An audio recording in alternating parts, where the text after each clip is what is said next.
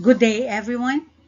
Welcome to our lecture on breast cancer, one of the most common cancers affecting women worldwide and a major public health concern in the Philippines. As future healthcare professionals, understanding breast cancer is essential because early detection, timely treatment, and patient education can significantly improve survival and quality of life. In this lecture, we will discuss the epidemiology of breast cancer, including its global and Philippine statistics, risk factors, pathophysiology, clinical manifestations, methods of screening and diagnosis, staging, treatment options, nursing management, and evidence based strategies for prevention and health promotion. By the end of this lecture, you should be able to explain the burden of breast cancer, identify individuals at risk, recognize its signs and symptoms, describe the diagnostic and treatment approaches, and apply appropriate nursing intervention across the continuum of care. I encourage you to listen actively, reflect on the concepts presented, and think about how you can contribute to breast cancer awareness and early detection in your future nursing practice. Let's begin by understanding why breast cancer remains a global health priority. So, did you know that breast cancer is the most commonly diagnosed cancer among women worldwide? In the Philippines alone, around 33,000 women are diagnosed every year, and many cases are detected only at an advanced stage. Why does this happen? And what can nurses do to change this? Let's find out. Okay, before discussing breast cancer, it is important to understand the normal anatomy and physiology of the breast, as most breast cancers originates from its normal structures. So the female breast is located over the pectoralis, as you can see. Now we have the pectoralis muscles here, even here, this part, and yes, no, so those are the pectoralis major muscles, and it is composed of glandular tissues. There are some ducts, there are some lobules, no, we have some lobules, okay, and we have connective tissues, no, connective tissues, the blood vessels, no, we have the blood vessels, okay, and then we have the lymphatic vessels and nerves. So the breast, no, contains 15 to 20 lobes. No, there are 15 to 20 lobes.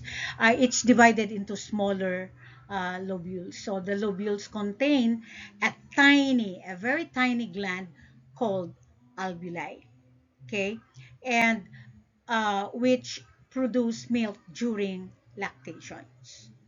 Okay, and that milk travels through a network of lactiferous ducts, no, so this one is the lactiferous ducts, no, that converge at the this one. We have the lactiferous sinuses here, in which they converge at the nipple, where it is released during breastfeeding. No, so the areola, this one, the areola, no, the areola, no, is the pigmented area surrounding the nipple, and it contains glands, no, that lubricates and protect the nipple during breastfeeding. So we have also some fatty tissues, no, there are some fats here, no, fatty tissues here. We have also fatty tissues here, no, surrounds the glandular tissue, no? So we have the glandular tissues, and it determines much of the breast size and shape, no? So we have the ligaments of Cooper. We call this one also as Cooper's ligaments, in which it provides the structural support to the breast. So the breast also has an extensive lymphatic drainage system with most lymph flowing to the axillary lymph nodes. So this is clinically important because breast cancer commonly spreads first through these lymphatic pathways. Now let's go to the physiology of the breast. So the primary functions of the breast is milk production and secretions also after childbirth. So this process is regulated by hormones. So one of those hormones is estrogen. Estrogen stimulates the growth of the milk ducts during puberty, no? And we have another two hormone, which is progesterone, no, in which it promotes the development of the lobules and alveoli. And we have also the prolactin, no, in which it stimulates milk production after delivery. And we have this oxytocin, in which it causes the milk ejection or letdown reflex, ejection or letdown reflex during breastfeeding. So the clinical significance in breast cancer is most breast cancers begin in the milk ducts, known as ductal carcinoma in situ, no, while others originates in the lobules called lobular carcinoma, because the breast has rich lymphatic network. Cancer cells can spread to the axillary lymph nodes and eventually, no, it's eventually to distant organs if not detected and treated early.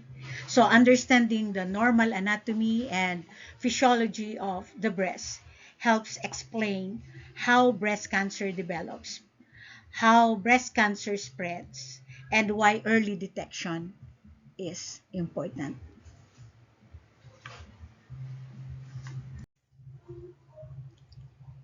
And now that we understand the normal anatomy and physiology of the breast, let's discuss how breast cancer develops. So breast cancer begins when normal cells or normal breast cells undergo genetic mutations that it disrupts the normal regulation of cell growth and division.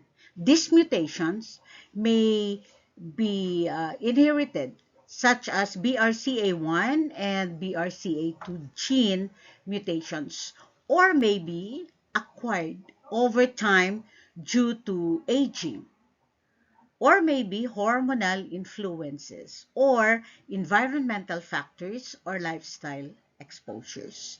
Normally, the breast cells grow, divide, and then die in a controlled manner through a process called apoptosis.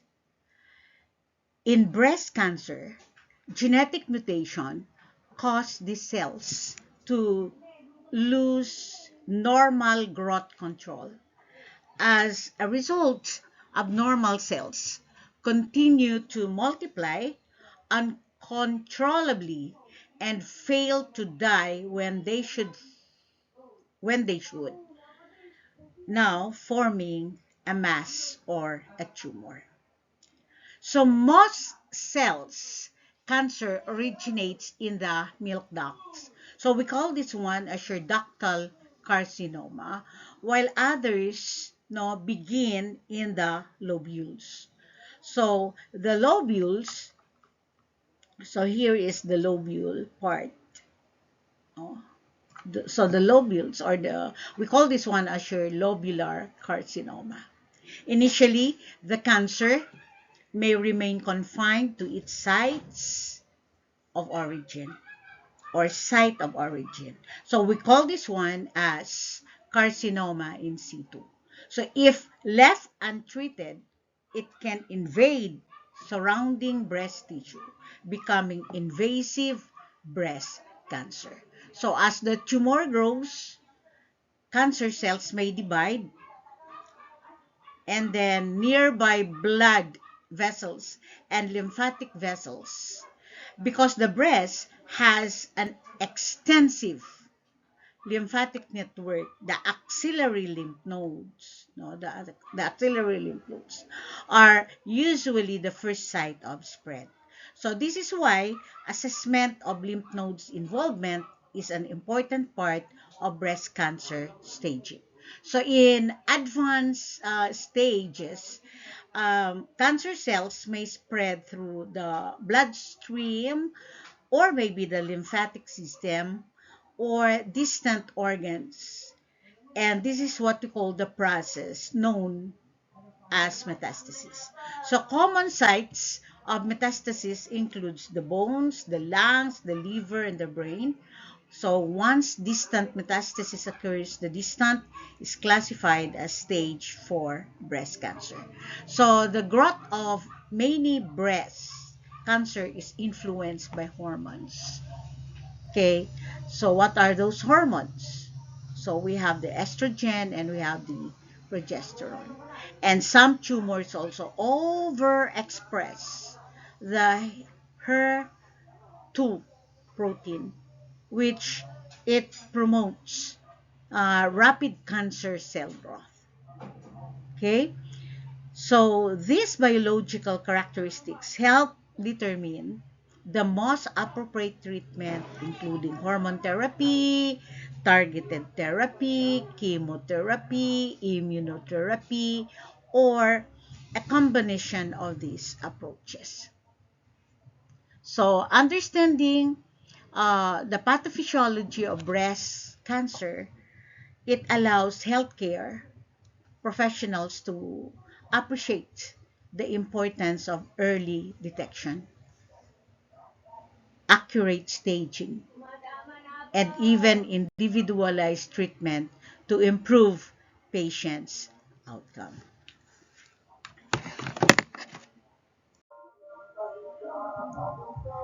Okay, so let's discuss the statistics globally and locally.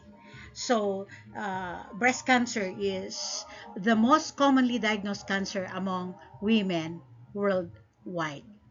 Okay, so in the United States, breast cancer accounts for approximately 30% of all newly diagnosed cancers among women each year.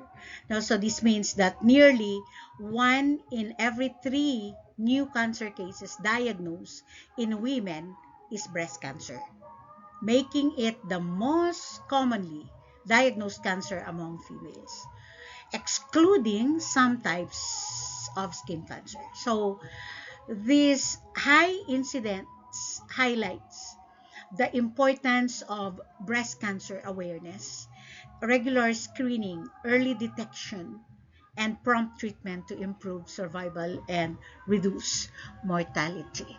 Okay, so uh, in 2022, there were approximately 2.3 million new cases globally, making it a major public health concern. So this means that millions of women are diagnosed with breast cancer each year, highlighting the need for greater awareness, early detection, and access to quality treatment. So the same in the United States also, that breast cancer continues to be the most frequently diagnosed cancer among women. For 2026, no, it is estimated that about 910,000 women will be diagnosed with invasive breast cancer. In addition, around 60,730 women are expected to be diagnosed with ductal carcinoma in situ.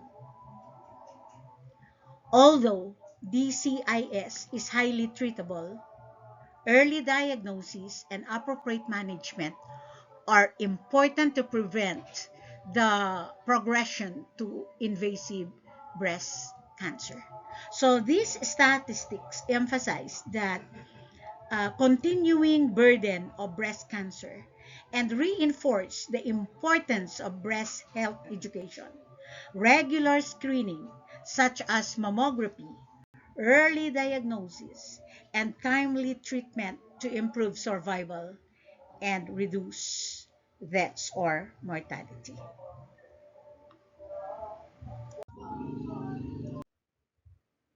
So the mortality rate,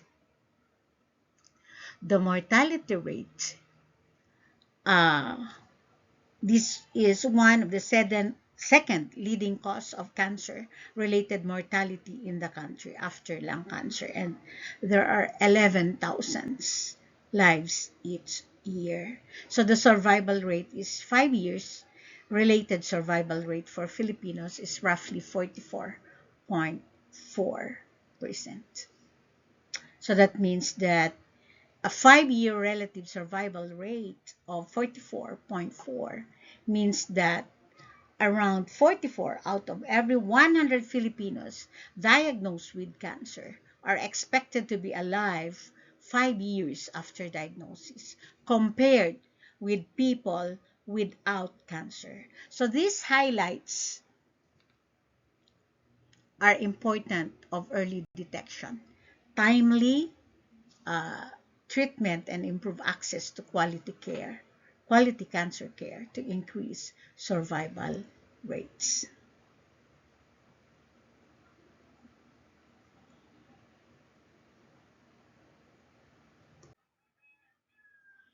Okay, next that we are going to discuss is the causes and risk factors for breast cancer. So breast cancer arises from a combination of genetic, environmental, and lifestyle factors. So inherited mutations, particularly in the BRCA1 and BRCA2 genes, significantly increase risk with women carrying this mutation, facing up to a 72% lifetime risk. And that is according to breastcancer.org. And environmental exposures such as radiation and lifestyle choices, including high fats diet, also contribute to risk. Key factors like family history, advancing age, reproductive history, and obesity further influence likelihood. For instance, the average American woman has about a 13% lifetime risk of developing um, breast cancer. So preventive actions such as regular screenings and lifestyle modifications are essential for early detection and risk reduction. So what are the symptoms of breast cancer? No? So breast cancer manifests through various symptoms, with the most commonly reported being the presence of a lump in the breast. According to National Breast Cancer Foundation, approximately 40% of diagnosed breast cancers are detected by women who feel a lump during self-examinations.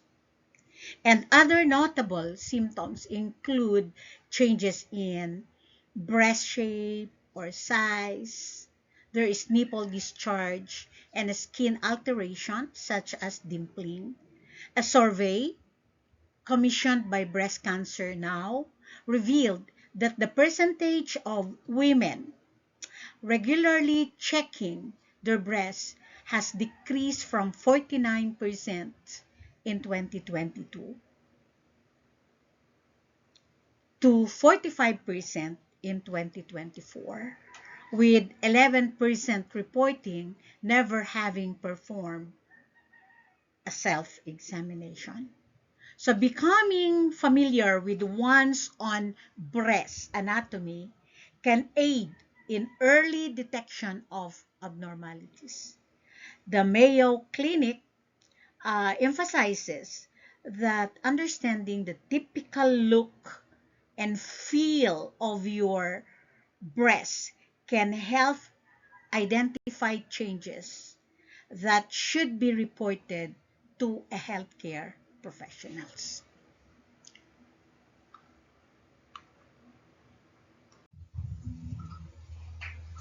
So what are the types of breast cancer? So breast cancer is classified into several types based on its origin and characteristics. No? So the main types includes ductal carcinoma in situ, invasive ductal carcinoma, lobular carcinoma in situ, inflammatory breast cancer.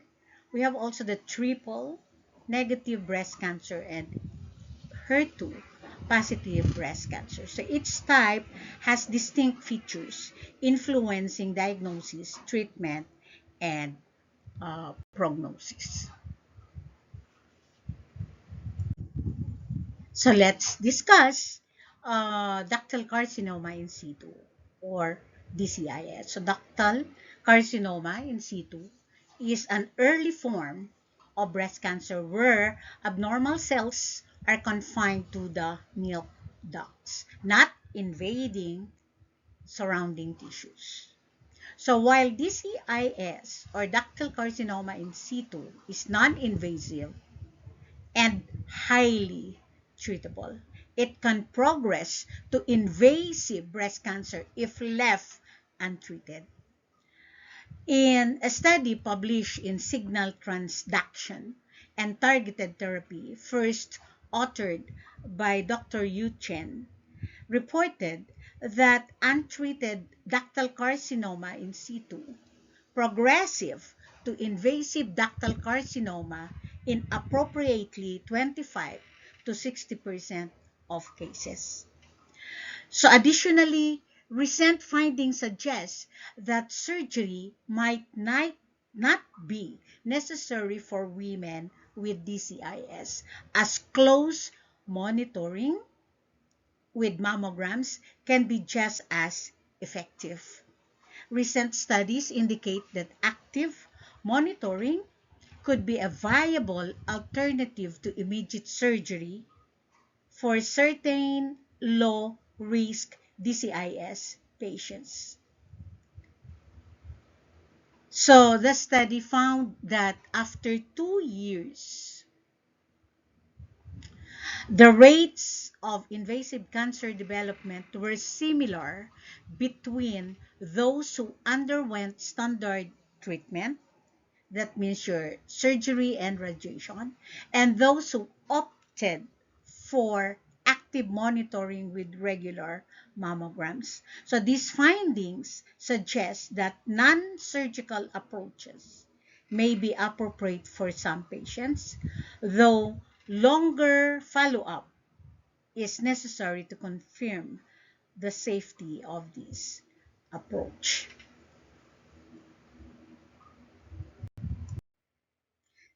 So the second type is the invasive ductal carcinoma or your IDC. Now in IDC is the most prevalent form of cancer, accounting for approximately 80% of all invasive cases.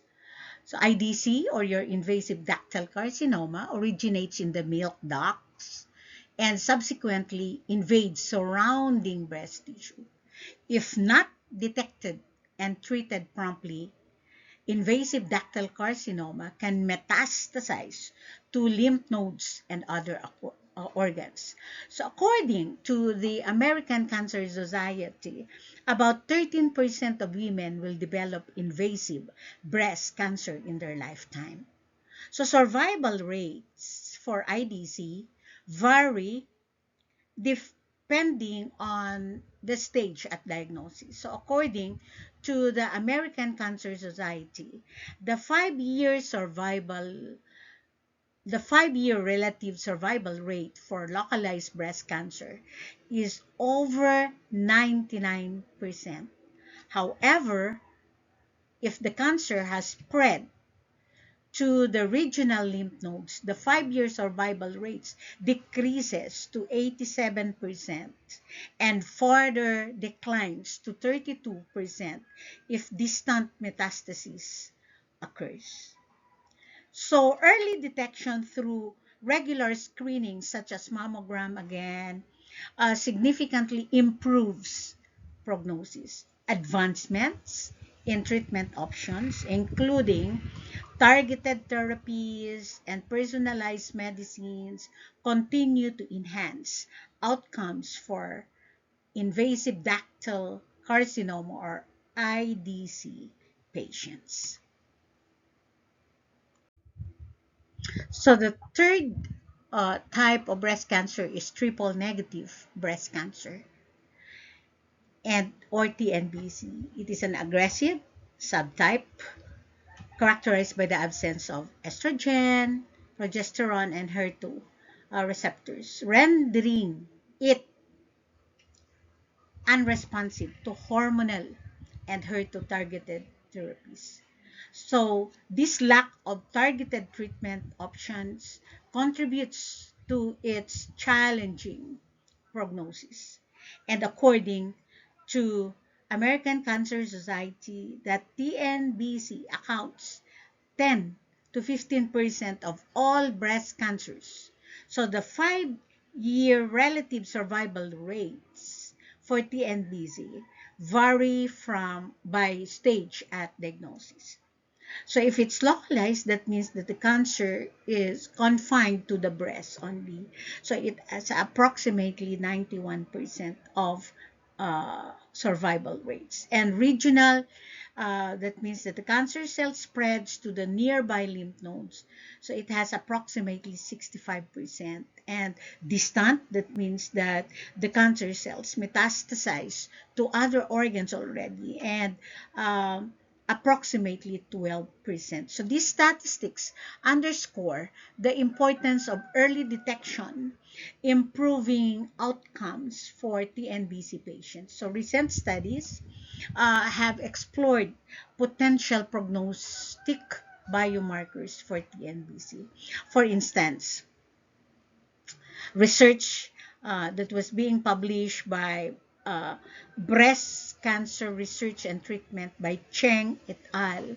Found that the expression of fibroblast growth factor receptor 1 or your FGFR1 associated with poorer overall survival in TNBC patients, suggesting its potential as a prognostic markers. So additionally, a highly highlighted by the Mayo Clinic in 2024 indicated that early stage TNBC patients with higher level of immune cells within their tumors may have a lower risk of recurrence and better survival rates. So even without chemotherapy. So these findings suggest that the tumor microenvironment plays a significant role in TNBC progressions and could inform future therapeutic studies.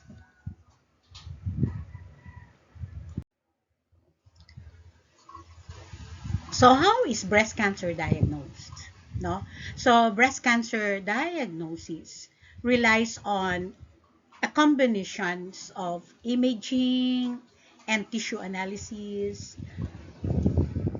This is to detect abnormalities and confirm malignancy. No, mammograms also are the most common screening tool helping to identify suspicious areas in the breast tissue. So when further evaluation is needed, ultrasounds can provide detailed imaging, especially in dense breast tissue. And MRI scans offer high resolution images, particularly for high risk individuals or cases requiring more precise assessment.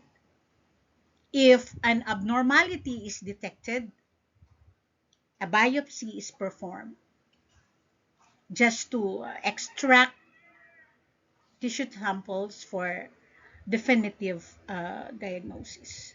So together, these methods ensure accurate detection and guide treatment planning. So let's start to discuss mammogram for breast cancer detection. So mammograms are the primary screening tool for breast cancer, particularly recommended for women over 40 and those at elevated risk. No, so this low dose X-ray procedure compresses each breast between two plates to capture a detailed images, enabling the detection of abnormalities, no, such as calcifications and masses. Regular mammography is advocated because it can identify cancerous changes before physical symptoms emerge, significantly enhancing treatment success.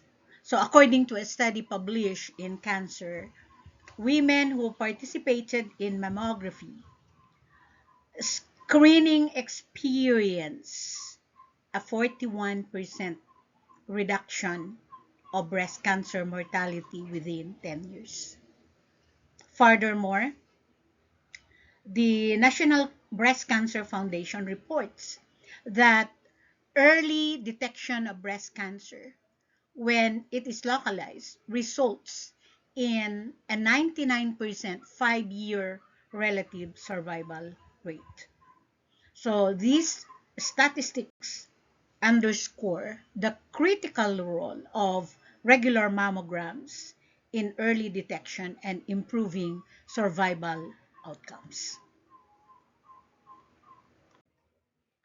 So next is the ultrasounds for breast cancer diagnosis. So ultrasound is a valuable tool for further evaluating breast abnormalities detected during mammography.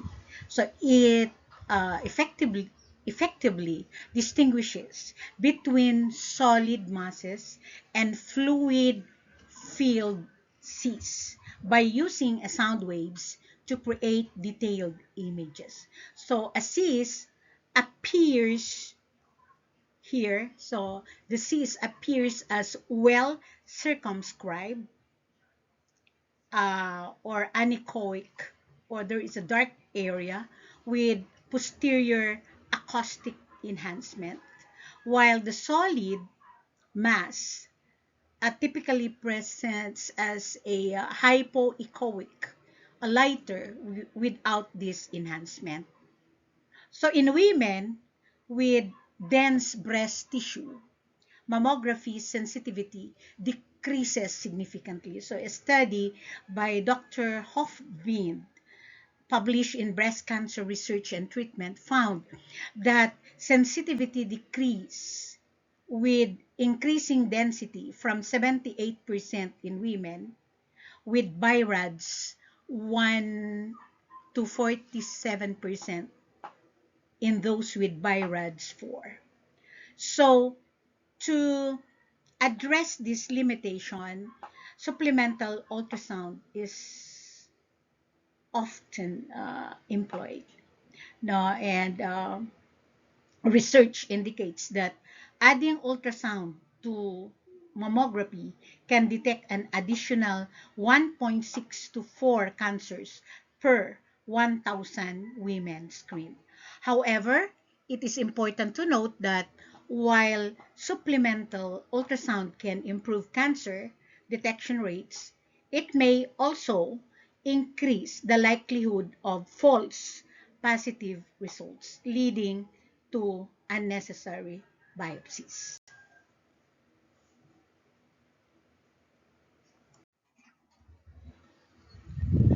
Next is MRI scans for breast cancer diagnosis.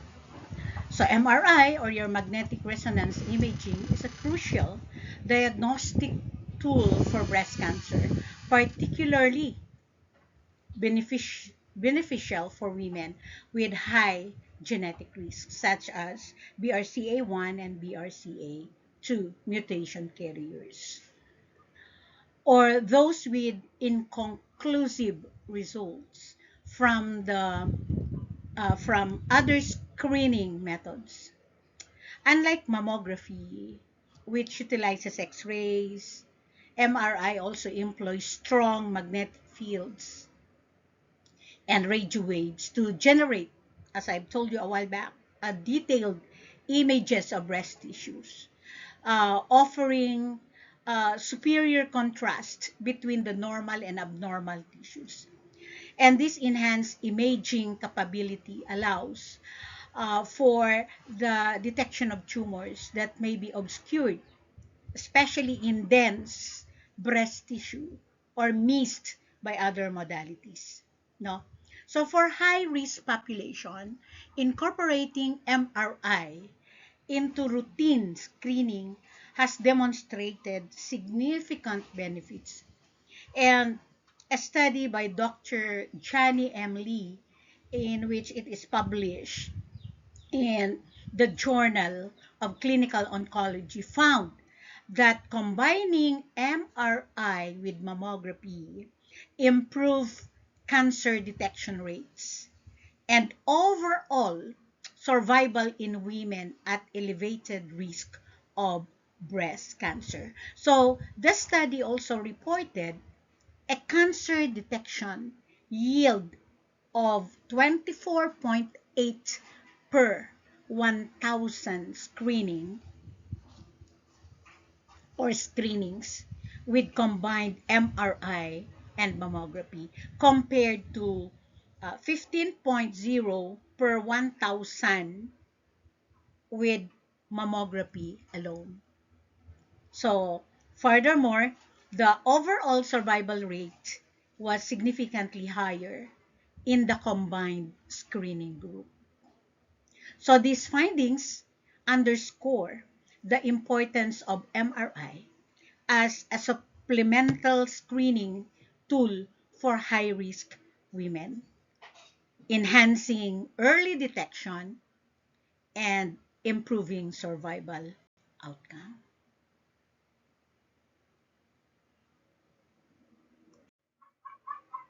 Okay, so how to diagnose uh, breast cancer is also through biopsies. No, um, a biopsy is the definitive method for diagnosing breast cancer, involving the extractions of tissue or a fluid from a suspicious area for microscopic examinations.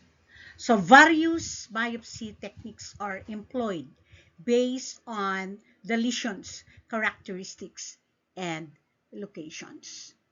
So number one is there are some various, yes, biopsy techniques based on the lesion's characteristics and locations. And one of these is your fine needle aspiration, or your FNA, and it is a minimally invasive diagnostic procedure used to evaluate a breast lump, no, or a palpable lump. So they will use a very thin needle and is inserted into the lump, no, or to the palpable lump, okay, and they have to collect fluids or a small sample of cells. So the sample is then examined under a microscope to determine if the cells are benign or non-cancerous, or malignant or cancerous.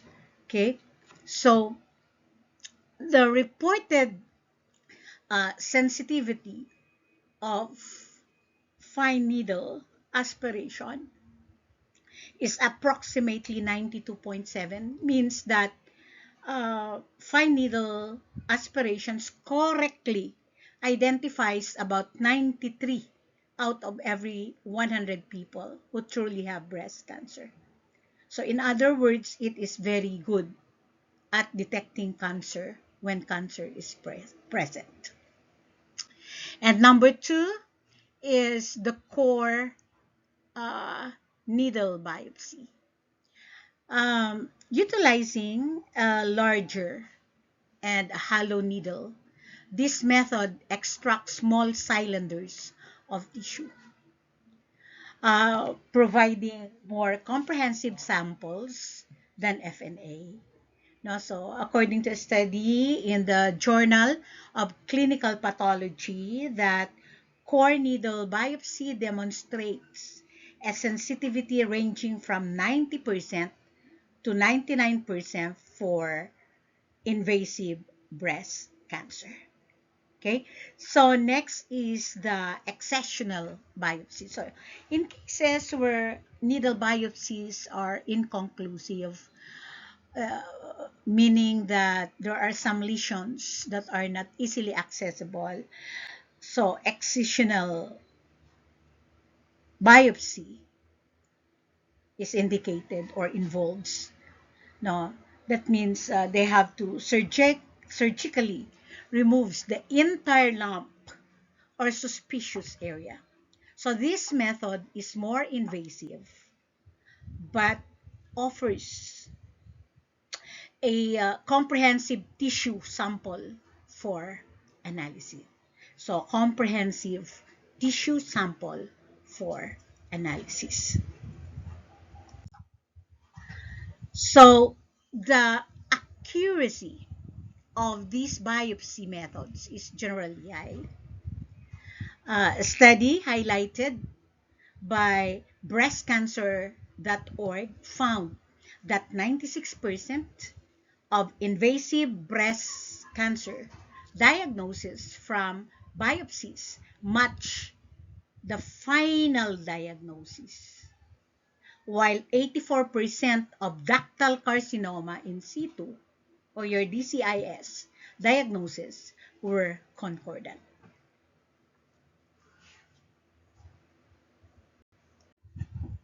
Another one also is genetic testing and risk assessment. So genetic testing for mutations in the BRCA1 and BRCA2 genes is a critical tool in assessing a woman's risk of developing breast cancer. So these genes produce proteins responsible for repairing DNA damage. So when these genes were mutated, their functions is compromised, leading to an increased likelihood of breast and ovarian cancers. Individuals with harmful BRCA mutations have a higher risk of developing this cancer, even in younger age. So this testing or the testing process involves analyzing a blood or saliva sample to identify specific genetic alterations.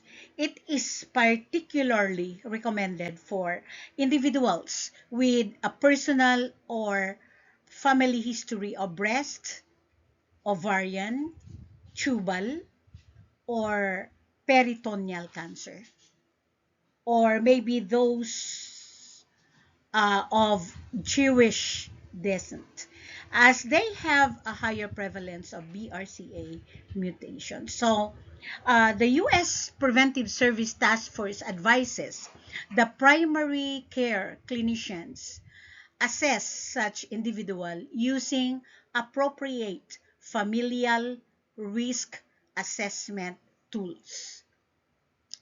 Identifying a BRCA mutation significantly influences medical decisions. One important point to remember is that breast self-examinations helps individual become familiar with the normal appearance and feel of their breast. So, uh, BSE, no, ideally performed monthly at the same time in one's menstrual cycle, and usually 1 week after the menstruations. So this awareness allows them to notice any unusual changes such as lumps, if there is a presence of lumps, a skin dimpling, nipple discharge, or changes in the breast size or shape, and seek medical um, evaluation promptly. However, the breast self-examination should not replace routine clinical breast examination or mammography when these are recommended. Instead, it should be practiced as part of an overall strategy for breast health awareness and early detection.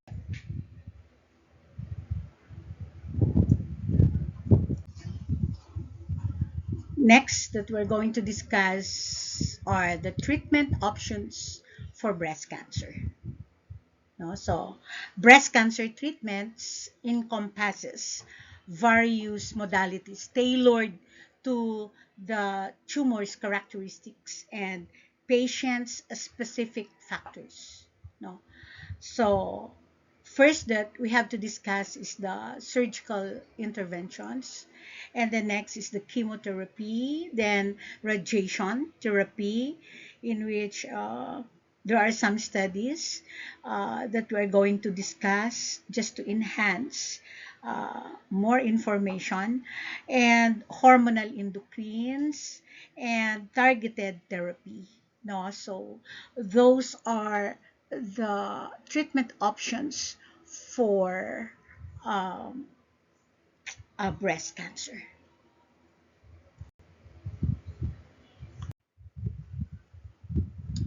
So we have to discuss surgical options for breast cancer. So in the surgical management of breast cancer, two primary procedures are commonly considered. One is lumpectomy and the other one is mastectomy. So when we say lumpectomy, it involves the excision of the tumor along with a margin of surrounding healthy tissue. Uh, the goal of this is to conserve as much of the breast as possible. So the breast conserving surgery is typically followed by irradiation therapy to make sure that all residual cancer cells were eradicated.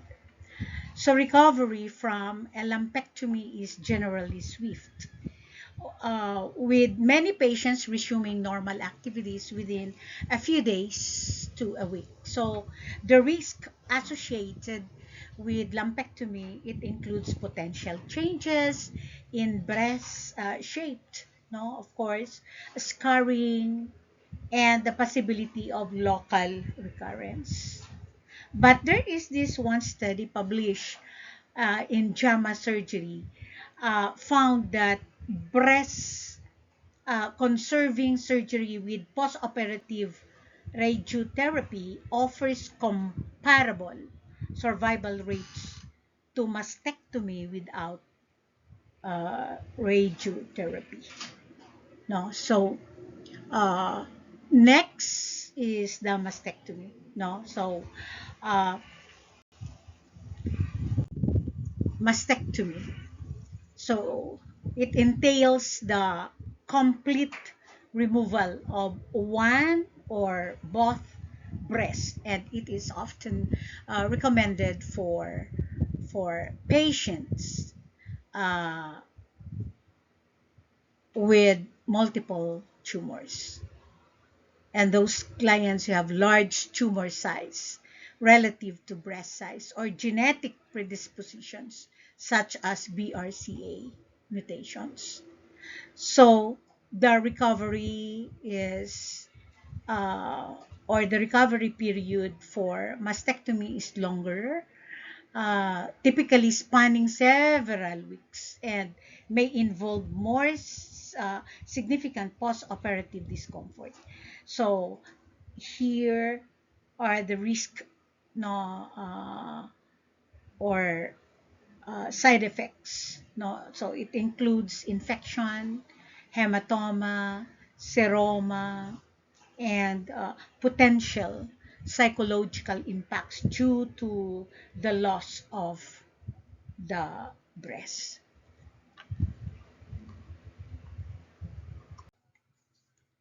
So the next treatment modalities for breast cancer is chemotherapy.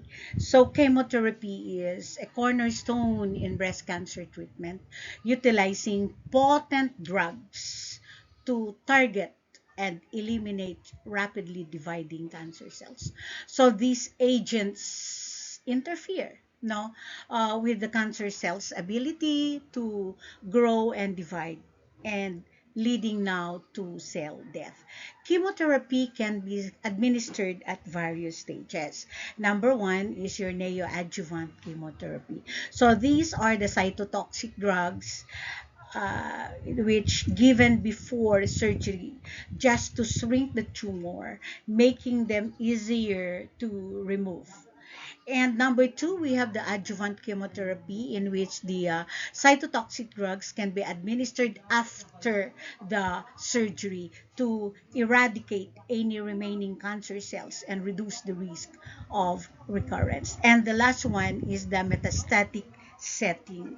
So it is being used to control cancer that has spread beyond the breast to other parts of the body. So chemotherapy drugs work by targeting rapidly dividing cells.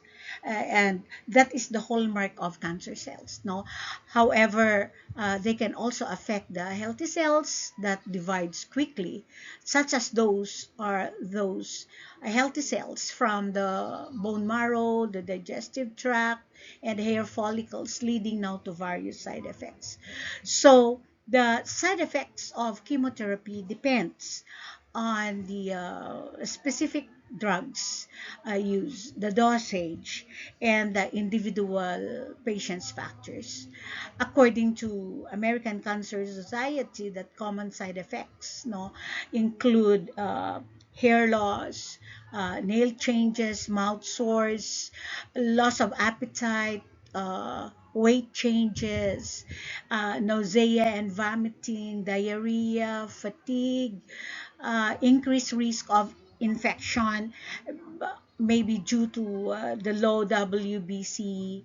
The client also will experience bruising or easy bruising or bleeding, maybe due to decreased platelets, no, or low platelet count. So there is also neuropathy, in which there may because of nerve damage, and these side effects are usually temporary and subside, no, after the completion of the treatment. But supportive care measures are available to manage many of these symptoms effectively. So recovery from chemotherapy varies among individuals. It depends upon the individuals. Some patients may resume normal activities during treatment, no, while others might need more time to recover post therapy. So it is essential to maintain an open communication with healthcare provider to manage the side effects and adjust treatment plans as needed. So the effectiveness of chemotherapy in breast cancer treatment depends on various factors, no, including the cancer stage. There are three. We have the cancer stage, the tumor characteristics, and the individual patient cell No. So according to the American Cancer Society, the 5-year relative survival rate for breast cancer is 91%, but it drops to 86% at 10 years and 81% at 15 years after uh, the diagnosis. So that means that a 91% 5-year survival rate means that most patients diagnosed with breast cancer are still alive 5 years after diagnosis. So as more years pass, the number gradually decreases because of cancer recurrence, maybe progressions, maybe also aging, maybe because of other health conditions. This survival statistics helps us to understand the overall outcomes, but cannot predict what will happen to an individual patient.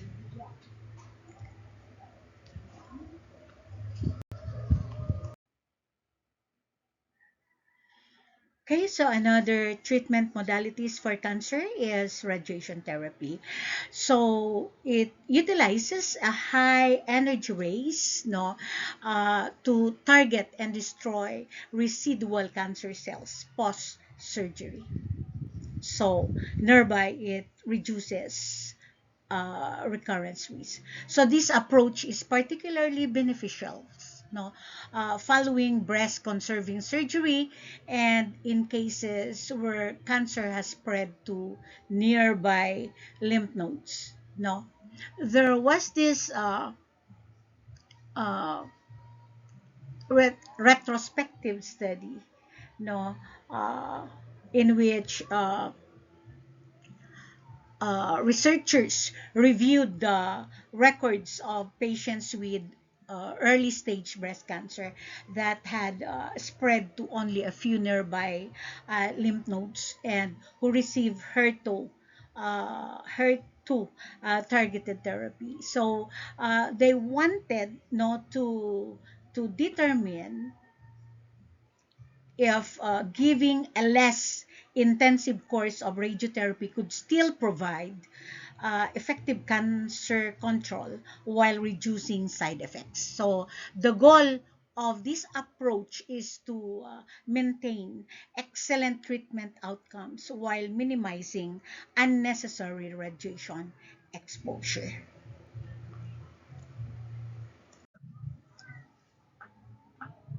So next, treatment modalities for breast cancer now is hormone endocrine therapy, and it is used for hormone receptor positive breast cancer, meaning the cancer cells grow in response to estrogen or progesterone.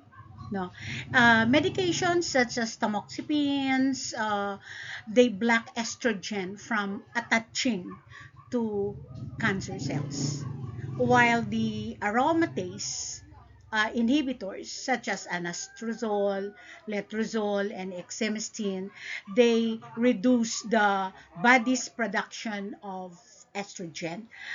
How? By lowering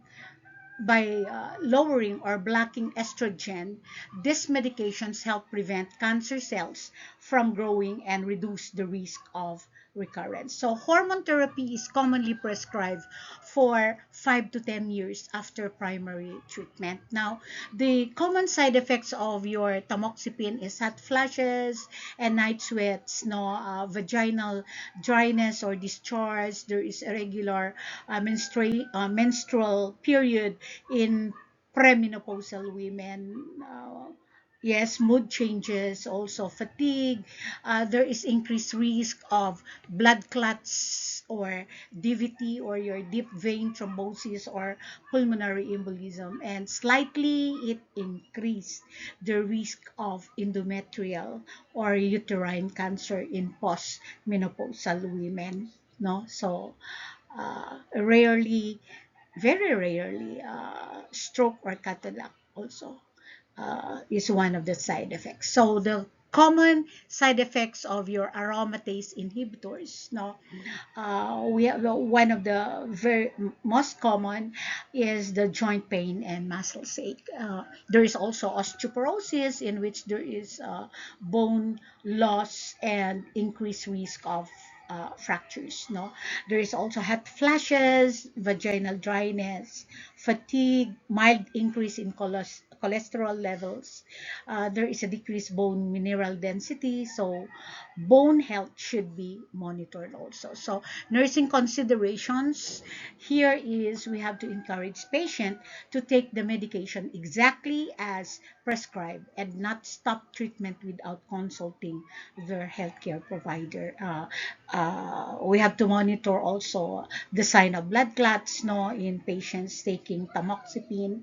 Uh, there will be leg swelling, so we have to monitor the lower extremities. There is pain, there is sudden shortness of breathing, and we have to encourage also a weight bearing exercise, so adequate calcium can be given, and vitamin D intake, and density testing for patients who are taking aromatase inhibitors. So, what is also very important is we have to educate patients that although side effects can occur, hormone therapy greatly reduces the risk of breast cancer recurrence, making adherence to treatment very important.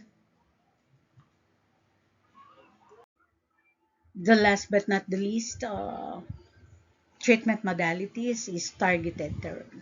Now, so it has revolutionized the management of HER2 positive breast cancer. So agents such as trastuzumab, it is a monoclonal antibody, specifically targets the HER2 protein. No, they impeding tumor growth and enhancing survival traits. So, um, trastuzumab, no, it improve, or trastuzumab, monoclonal antibodies, no, it improves survival and reduces recurrence in HER2 positive breast cancer. But uh, careful cardiac monitoring is essential because of its potential heart related side effects, especially when used with anthracyclines. Okay, let's move on to the recent advancement in breast cancer. Okay, so antibody drug conjugates, or your ADC, are called a smart chemotherapy. No, because they deliver the anti-cancer drugs directly to cancer cells.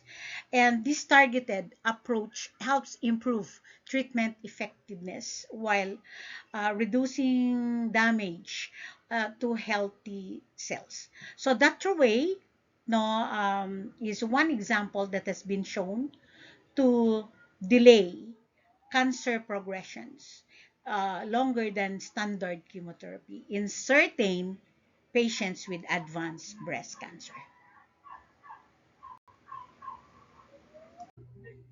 So other recent advancement of breast cancer is selective estrogen receptor degraders. No, so these are type of targeted hormone therapy used to treat estrogen receptor positive breast cancer.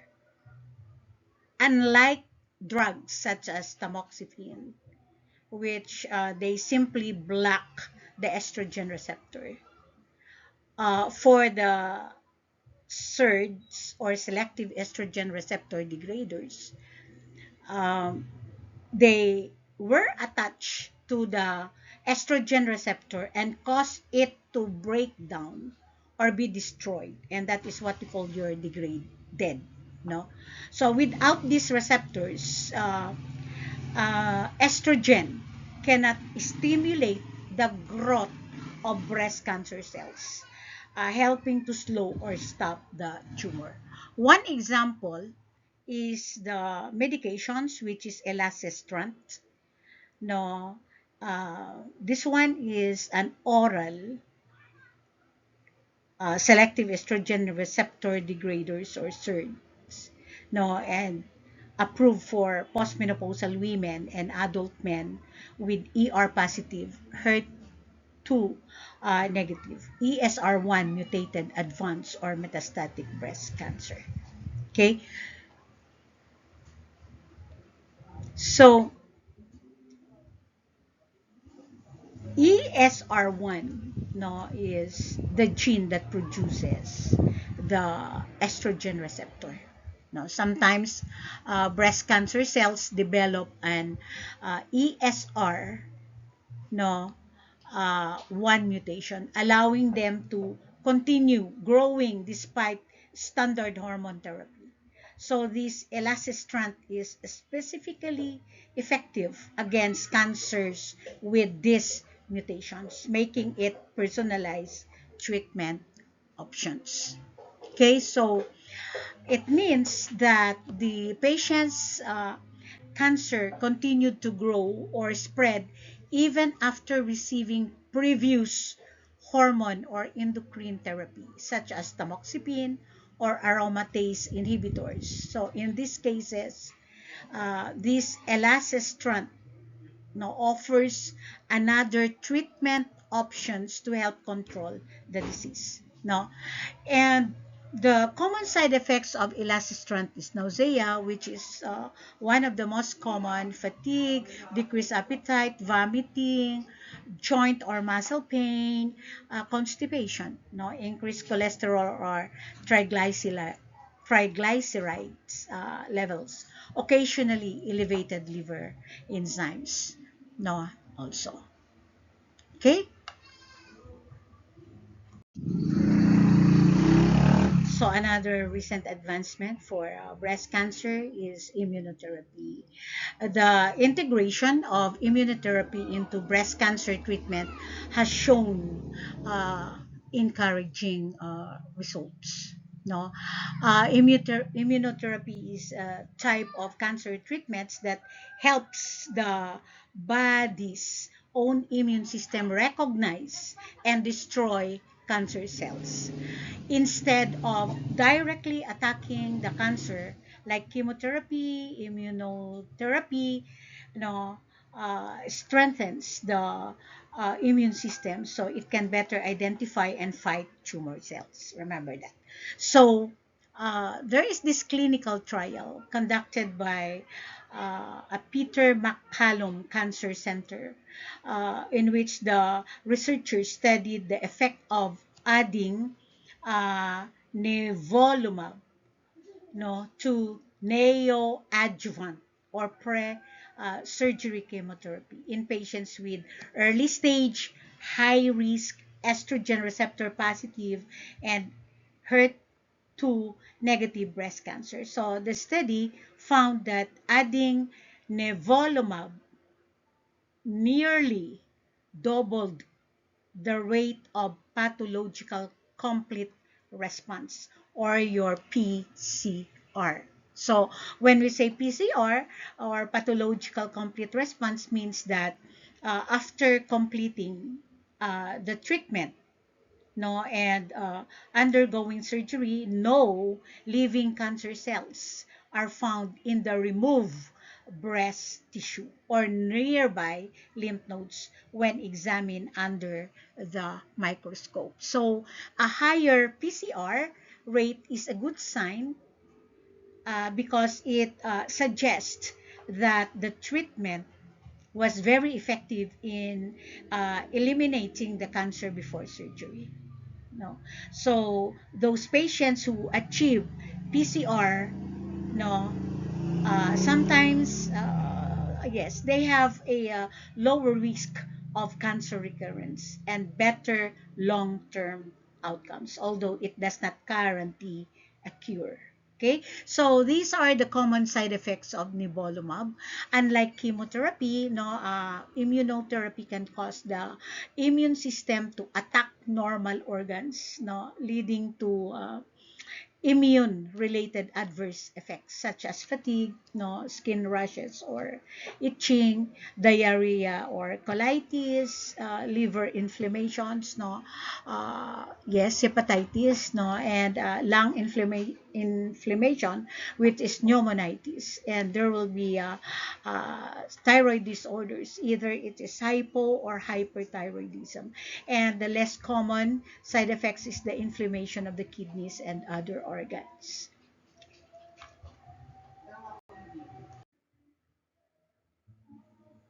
Okay, so the last one in the recent advancement, no, is the liquid biopsies. No, liquid biopsies is uh, a minimally, no, invasive diagnostic test that detects tumor DNA circulating in the patient's bloodstream through a simple blood sample. No?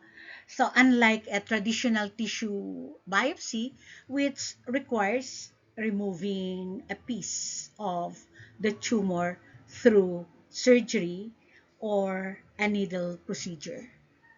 A liquid biopsy only requires drawing blood, making it safer, faster, and more convenient for patients. So, the National Health Service no, has implemented liquid biopsy no,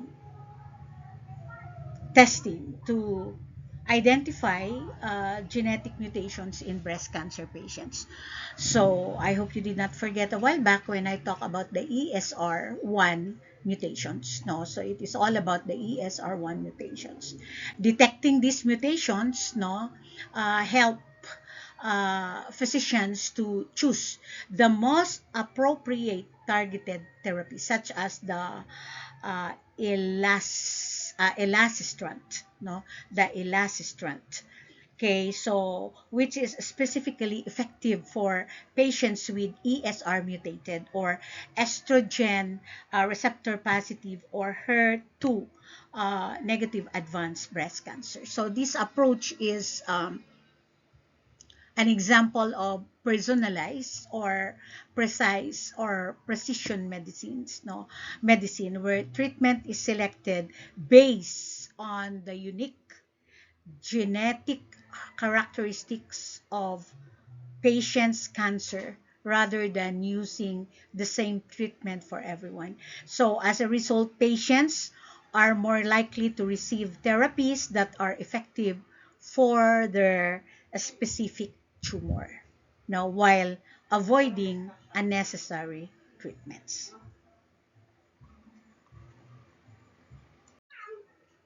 Now let's discuss what are the stages of breast cancers. No, breast cancer. Okay, so breast cancer is classified into different stages based on number one, tumor size, number two, the lymph node involvement, and uh, if the cancer has spread to other parts of the body. So the staging system helps determine treatment options and prognosis.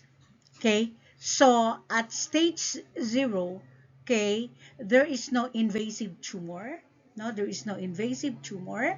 So the ductal carcinoma, okay, in situ, the abnormal cells are confined only to the milk ducts and have not invaded the surrounding breast tissue.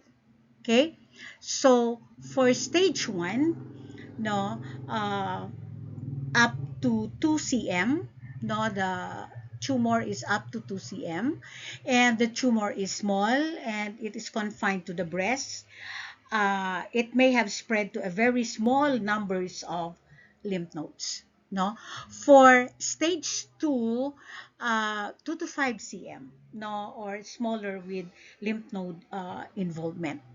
No, the tumor is larger and has spread to nearby axillary lymph nodes, but not to distant organs. Okay, and for stage three, for stage 3, usually it is larger than 5 cm, no, or any size with extensive lymph node or chest wall skin involvement. So it is known as locally advanced breast cancer. So this type of cancer has not spread to distant organ but has spread extensively within the breast and nearby structures. Okay, and for stage 4, no, uh, it metastasized to distant organs, no, any size, no, and the cancer has metastasized, spreads to distant organs such as the bones, the lungs,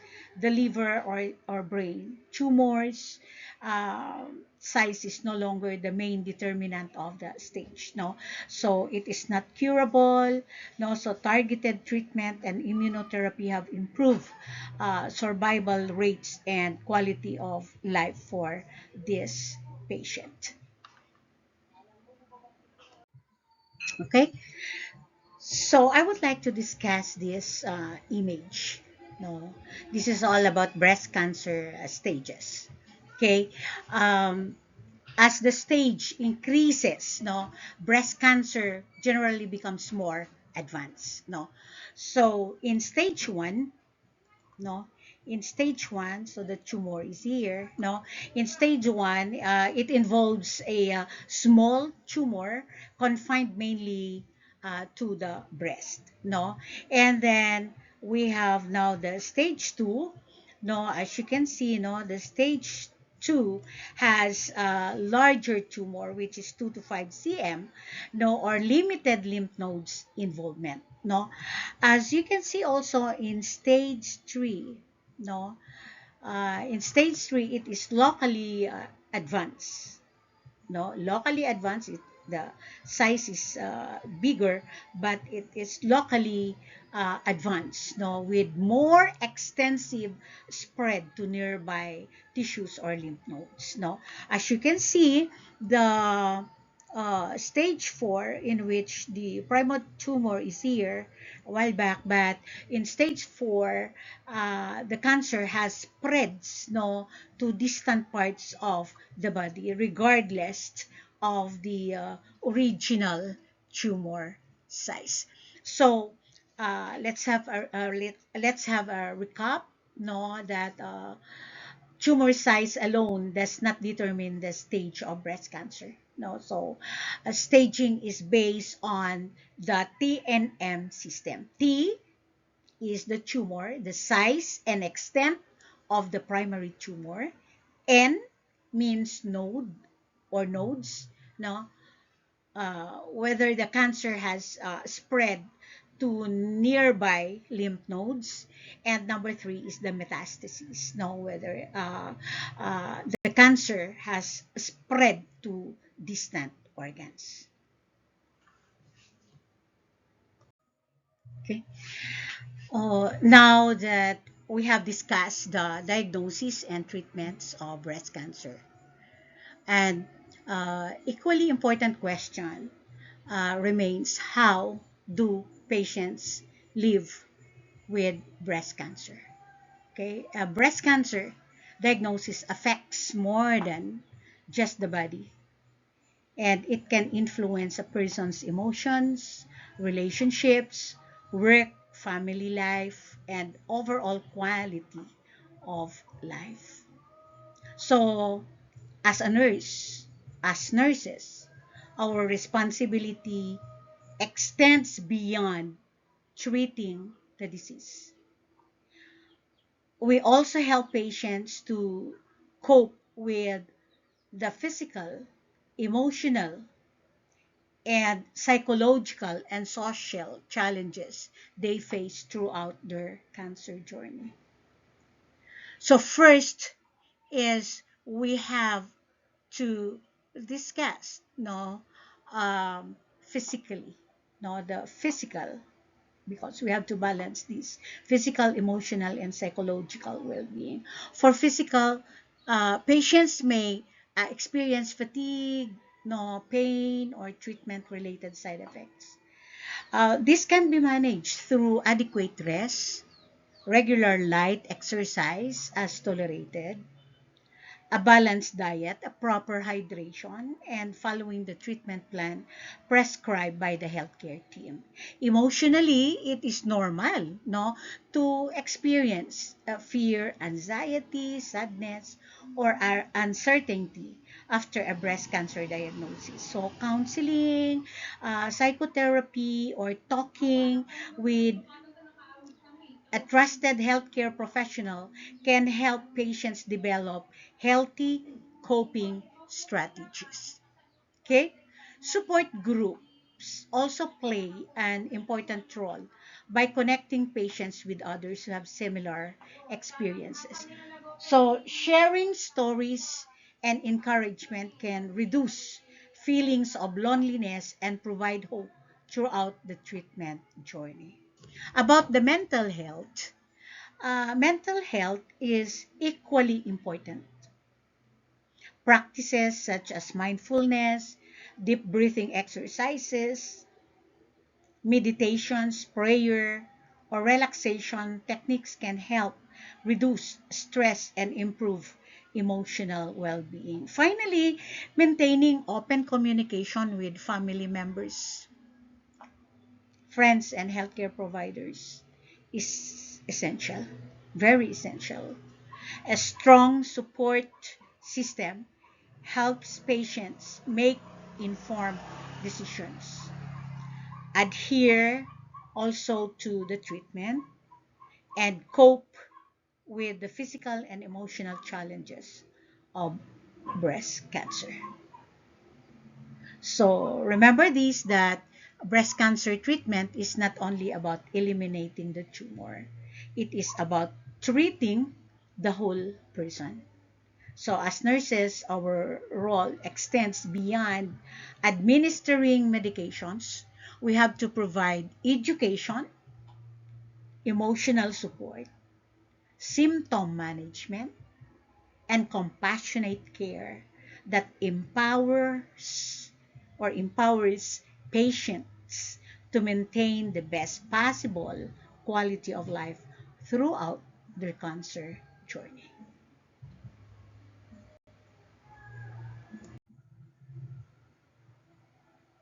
Okay, so after learning about the causes, the diagnosis, the treatment, and living with breast cancer, an important, no question, often asked by patient is, can breast cancer be prevented? The answer is that not all cases of breast cancer can be prevented, but the risk can be significantly reduced through healthy lifestyle choices and early detection. So, while some risk factors such as age, sex, and genetic mutations cannot be changed, many lifestyle related factors are modifiable. Maintaining a healthy body weight, eating a balanced diet, rich in fruits, vegetables, and whole grains, engaging in regular physical activity, limiting alcohol consumption, and avoiding smoking can all help lower the risk of breast cancer. Studies suggest that regular exercise may reduce breast cancer risk by up to 20%. In addition, regular screening is one of the most effective strategies for early detection. Annual mammograms are generally recommended for women beginning at the age of 40 or according to individual risk and healthcare provider recommendations. So, for individuals with a strong family history of breast cancer or inherited BRCA1 or BRCA2 gene mutation, genetic testing and counseling can help guide preventive measures, including enhanced surveillance, preventive medications, or risk reducing surgery. So ultimately, while breast cancer cannot always be prevented, healthy lifestyle choices, regular screening, and health and early detection, no, greatly improved the chances of successful treatment and survival.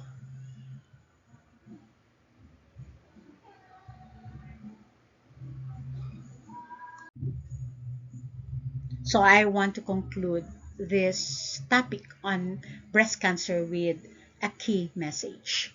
So the best defense against breast cancer is awareness, prevention whenever possible, and early detection. As future nurses, your role is to educate, empower, and encourage patients to take proactive steps in protecting their breast health. Thank you.